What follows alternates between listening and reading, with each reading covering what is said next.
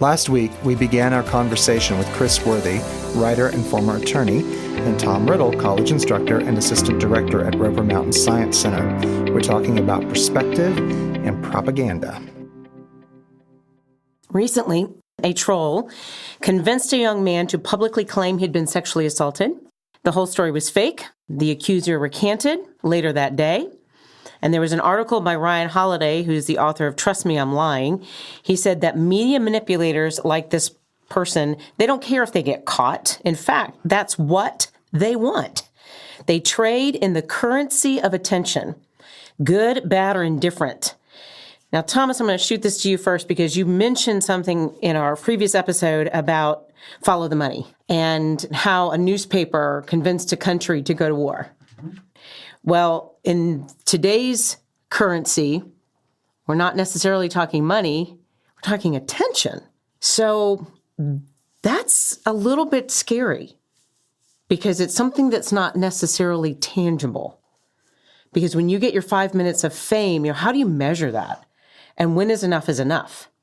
So as we think about moving forward and this idea of people getting attention and doing things just for the 5 minutes of fame, how do we begin as a general population? You touched on this a little bit in our first episode. How do we start combating this? Because this is a different currency.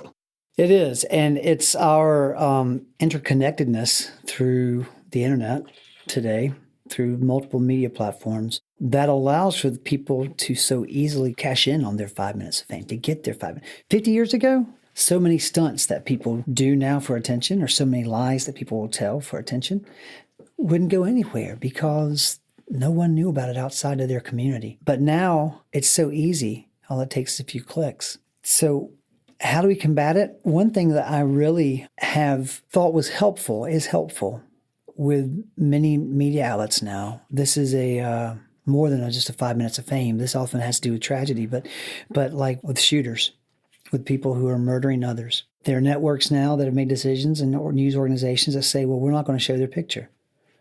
We're not going to mention their name, because what that's doing is that's playing into exactly what they want. And so that's denying that 5 minutes of fame. But is it? I like the intention, but we know that somebody's going to break that story because somebody wants the clicks. Because as soon as you have that breaking image of the guy in New Zealand who, shot up the mosque, a judge just ordered his images available now, today. And so I don't know an easy way to combat that. I think that we're making right steps when we're saying, okay, you know what? I'm going to ignore, I'm going to turn my head. I'm not going to watch. It's almost like a kid. Sometimes when your child throws a temper tantrum, they're not they're not going to harm themselves. They're just upset. They want something in a negative way. They're going to do something negative to get the attention. And you say, okay, you know what? I'm going to go out of the room. When you're calm, I'll come back and talk to you. And so, hey, people, stop sharing things that when people are doing it just for attention. That's difficult because it's becoming, I think, more and more rampant in our society. Yeah, where people are doing this. What about you, Chris? Well, I think when you're talking about our ability to trust words, I like to think of words as being applied externally, and we're responsible for our internal response to that. This is going to sound silly, but I think it applies to this situation. If you know anything about college football, you'll know exactly where the story is going. But my son loves college football, and this was, I don't know, maybe 5 or 10 years ago. I walked in the room, and he was watching a game. And I glanced at the TV and stopped dead in my tracks because the field was blue. And my first response, just for a split second, was that my TV is broken. But then I realized the sky looked right and the humans were all human colors and everything else, everything was right except the field was blue. And I reacted very poorly to this situation. I could not, and my brain just did not process what I was seeing. Obviously the school has done a wonderful job that when they're on television, it's a great unifier, I'm sure, for their student body and their fans. But since we're toddlers, we know that we reach for the green crayon. Grass is green. Even if it's artificial, they try to make it look natural. So when our brains receive information that are outside of our worldview. We know that this is true. I'm seeing it with my eyes. We process it as a threat. So that is our confirmation bias is something that we have to be aware of all the time. We literally process it as if we are under threat. We have a flight or fight response to that information. And so I looked at this and had a visceral reaction. This is not right. Grass is not dark blue. It is green. And so it took me a minute to process that. And that's a silly example, but we see that all the time especially when you've been in that echo chamber of information and you are confronted with something that challenges a belief that you have. And this can be a political belief. It can be science. It can be religious. It can be about a person that you admire or just some fact that you believe, and you're confronted with information that categorically demonstrates that what you thought was true, that you believed to the marrow of your bones, is not true. You have to learn how to react to that. Now, will you just shut down and not process that information, or will you try to internalize it and grow from that experience? And that's something that I think is becoming more common because we are limiting our access to information that challenges our beliefs. Will we be the adult in the room and actually accept somebody's viewpoint that's different than mine and be okay with that? And if I see that I am wrong, will I be the adult in the room and acknowledge I was wrong? I'm about to ask you a question.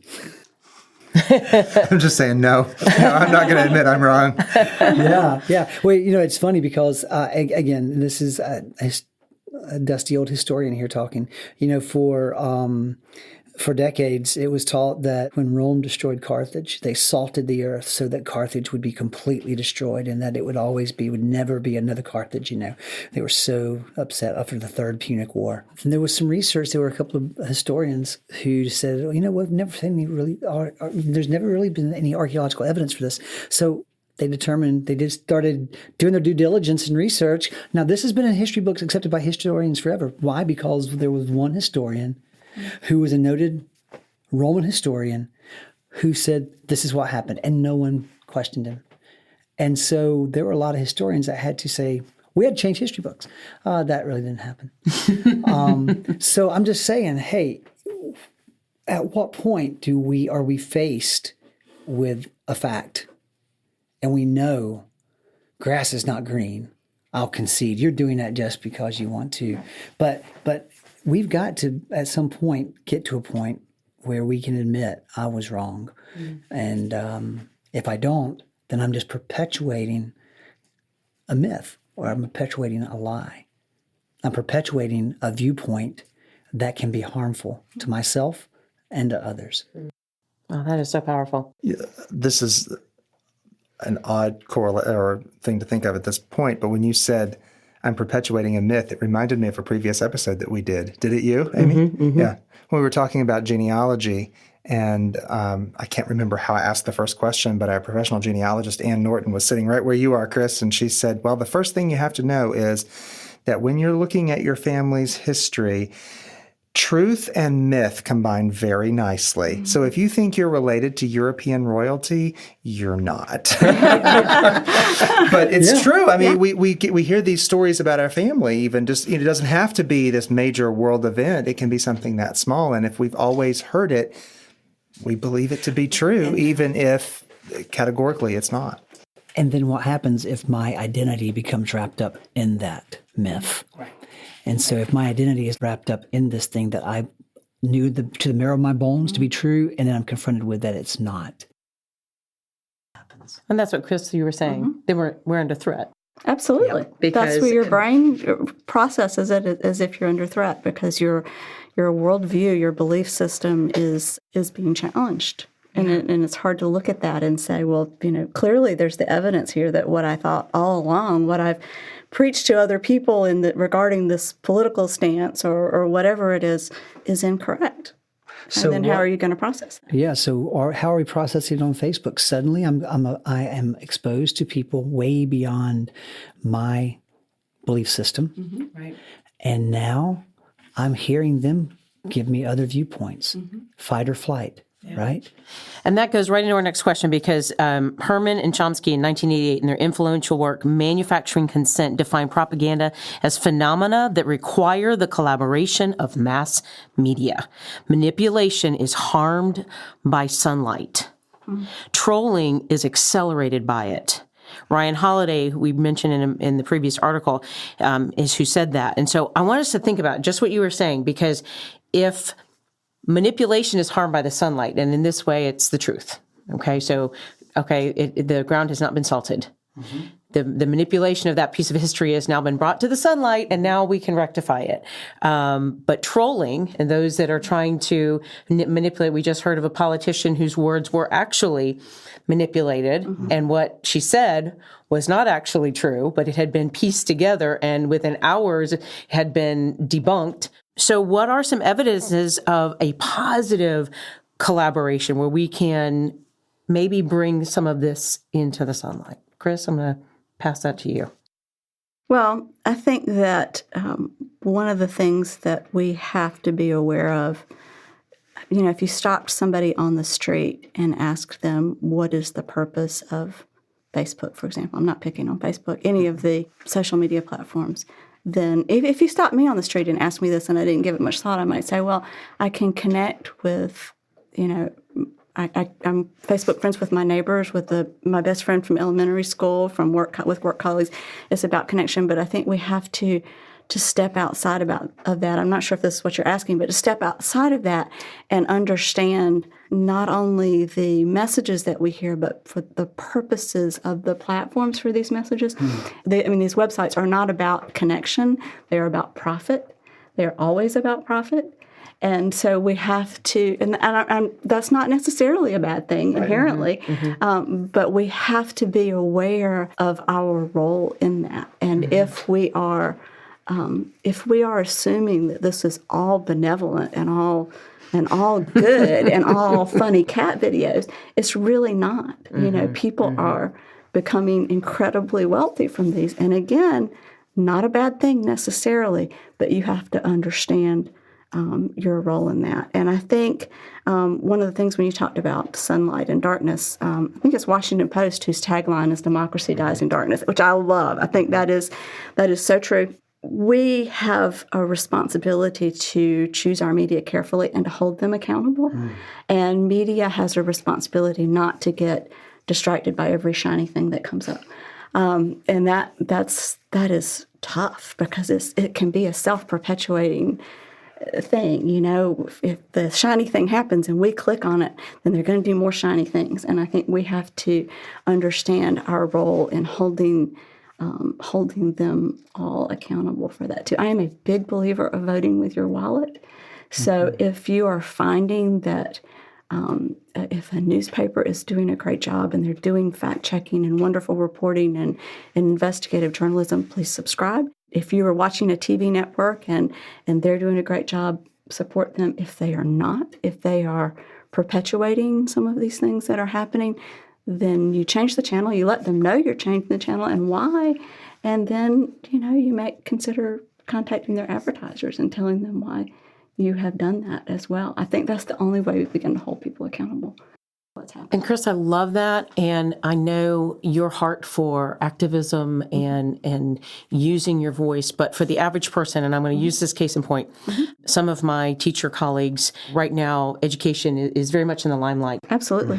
And I will encourage them, vote, right. And they'll come to me and they will point blank, I don't know what to say. I don't know what to do. So for the average person who doesn't necessarily have a historical background or a law background, what resources can we give those people? And maybe this is something that we put on the website and we'll embed in our episode notes, because I think people would like to be more responsible, but sometimes it's what are the resources? What are some of the things that we could do? That is absolutely valid. And I think the two things that I think of off the bat are fact-checking sites, and there are a bunch. There are some really, really good ones out there. Factcheck.org is one. There are others. People use Snopes. And so what you want to do is if, that manipulated video that you talked about, you always want to go back and find the source. I saw a video the other day that was created, I think it was a congressional testimony or something that had been edited, and there was, nice music put in and all of this and graphics and stuff. And that's wonderful. But I watched it and I felt this, internal call to, this is playing on my belief system. So I immediately searched for the original video and watched that because I wanted to know if the way they were editing this really reflected what happened in that. So obviously you can go to Google and look things up, but there's some wonderful fact-checking sites that are done by professional journalists who are, have made this their mission in life, and I think that's an important thing to do. I don't know what's available in other states, but I know that here in South Carolina, before every election, we have a vote, I think it's Vote 411, where people can go and find information about candidates and issues, and that information comes directly from the candidates. They're asked information. They're given questionnaires, so you can hear in their words what they believe, what their positions are, and you'll know that this isn't manipulated information. I think you have a responsibility to do that. There are so many good resources available, and it does require effort, and I understand that, but we can't be passive in our consumption of information anymore. We just can't. No, I agree. That's good. How about you, Thomas? Yeah, I agree. Fact-checking is a way to go, and those sites can be very, very popular. If there's a fact-checking site that has ads on it, be wary. Okay, good to know. There are some, because they also are being paid. Follow the money. They do. If they are a fact-checking site, go to the About section and see who are these people. Okay, it doesn't take long to do this. When it says About, who we are. Okay, if they're named for this organization, then search that organization, or then search those people and see what information you find on them. It doesn't take very long, but understand who are you trusting to fact check, and then. Chris had great suggestions there. I would say this too. Don't consider your fact-checking to stop with the fact that it was a major news network that showed the video. It was a major news network that broke the story. It was a major newspaper that broke the story. We've seen a rash of that in the last year with so many editorial rooms having to issue corrections. Mm-hmm. And so don't think, oh, well, these are the big guys, they're the professionals, they've done their due diligence. Even check that. Not just social media, not just a meme or something like that. Who watches the watchers? We're all called to watch the watchers. Okay, so last question very quickly. Thomas, what's a metaphor to help us understand this subject? Wow. While you think about it, Chris, what's a metaphor to understand this subject? Well, I think the one that I've heard a lot lately, the story that I've heard a lot lately that I think applies, it has to do with the frog that you sit on the pot handle. If you put him on the handle of a pot of boiling water, he's going to jump away. And if it's a lukewarm pot of water, he'll jump in. You can slowly turn up the heat, and the frog is being boiled before he realizes it. And I think that is the danger, that's the risk that we run here in this information age. There's a story, and again, he's not here, so I can't ask him, but it's attributed to Ben Franklin that after the Constitutional Convention, maybe you could tell me if this is right, Tom, that he was asked, because we didn't get Twitter breaking news alerts back then. He was asked what form of government we were going to have, a republic or a monarchy, and he said, a republic if you can keep it. And I think that is, that's much of where we are at this point. Wow. So the burden is on us to educate ourselves, but also to broaden our circle in real life, not just online, to be with people who are different from us. That's how we immunize ourselves from from so much of this misinformation, deliberate and otherwise, is to know other people, different perspectives, get them incorporated into our lives, and then broaden our experience as well. Yeah. I think that's important. Absolutely. Wow. Mitali Perkins shared about that in our previous episode. And we've talked several times about windows and mirrors and sliding glass doors and being able to expand our worldview when it comes to that. So that's good. You got one for us, Thomas? Well, it's funny because this sounds like I think of so many students who did that. I was going to say frog in the boiling pot. I was going to say that, but she took it first, which is an absolute lie.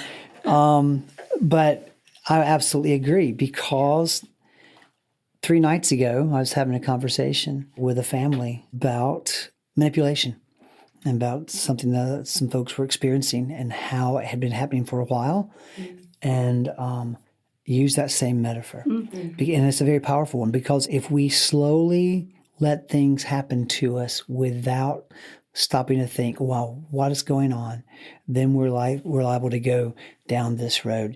I can try to draw a straight line between point A and point B. I want to get to point B, and I take a ruler and I draw that straight line between A and B. If I take that ruler and I mark it, if I move it just 1 degree off, just 1 degree, and I continue to draw that straight line, the further I go with that 1 shade off, then the further I'm going to get from my final destination. And so one of the most dangerous things that we hear with manipulation of speech is that it can be a shade of the truth, and we don't stop to question it. But it's going to lead us further and further away the longer we believe it. And so I think that's for myself, I think that's something that always, everything's not white and black, and you have to examine the gray carefully. Wow. That's awesome. That's awesome. So propaganda, perspective, news all have power. The key is not to allow fear to override logic and basic fact-checking. We heard that over and over in these last 2 episodes. Ralph Casey shared this insight in a 1944 article. He says, specific information and sound knowledge of facts presented without any propagandistic motive whatsoever constitute an extremely important factor in the formation of public opinion. So what I'm hearing tonight is when we watch the watchers, we can be educated and be responsible consumers of words as we consider the future of words. So thank you, Chris. Thank you, Tom, for this insightful conversation about how words influence perspective through propaganda. And we look forward to having you, our friends and listeners, join us next week as we begin a new conversation with poet Glennis Redmond and librarian Tyson Wright. I almost said Liberian Tyson Wright. Actually, he's a behavior specialist. Oh, he's a behavior specialist. Tyson Wright, yes. About choosing diverse literature. Glennis travels nationally and internationally, reading and teaching poetry so much she has earned the title Road Warrior Poet. She is the poet in residence at the Peace Center in Greenville, South Carolina, and at the State Theater in New Brunswick, New Jersey. During February 2016, at the request of the U.S. State Department, Glennis traveled to Oman to teach a series of poetry workshops and perform poetry for Black History Month. Tyson is a teacher and behavior interventionist, a football coach, and a dad to 3 daughters, and they will be joining us to choose books, poems, literature that help us have empathy and bridge division, a little bit of what we talked about tonight. So don't forget to subscribe to the AfterwordPodcast.com. Find us on iTunes, wherever you get your podcasts. Please leave us some feedback and let us know what you would like to talk about as we think about the future of words. And as always, you are welcome at our table.